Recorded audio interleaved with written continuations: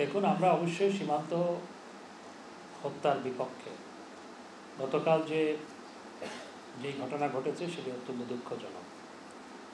আমরা দুই দেশেই এটি যাতে না হয় সে লক্ষ্য নিয়ে আমরা কাজ করছি, এবং সীমান্তে যারা প্রহরী দুই পক্ষেই যারা আছে তারা যাতে কোনো ক্ষেত্রেই এমন বল প্রয়োগ না করে যাতে জীবনহানি ঘটে, সেটির জন্য আমরা রেগুলার কনসালটেশনের মধ্যে আছি।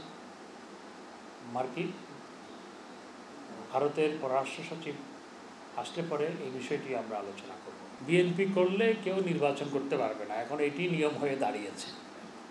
আমার বিএনপি নেতাদের কাছে প্রশ্ন যে যেই দল করলে কোনো নির্বাচন করা যায় না সেই দল তারা আর কতদিন করবে, সেটা একটি বড় প্রশ্ন হয়ে দেখা দিয়েছে। যে বিএনপি যদি কেউ করে তাহলে তিনি উপজেলায় অংশগ্রহণ করতে পারবেন না, তিনি ইউনিয়ন পরিষদের চেয়ারম্যান পদে ইলেকশন করতে পারবেন না, তারপর পার্লামেন্ট ইলেকশন করতে পারবেন না। আসলে বিএনপিকে নির্বাচন ভীতি পেয়ে বসেছে, কিন্তু বিএনপি যেই পথ অনুসরণ করছে এটি হচ্ছে তাদের আত্মহননমূলক পথ। কারণ নির্বাচনে অংশগ্রহণ না করলে, ক্রমাগতভাবে নির্বাচন থেকে দূরে থাকলে সেটি গণমানুষের দল আর থাকে না, সেটির পক্ষে টিকে থাকাই কঠিন হয়ে পড়ে।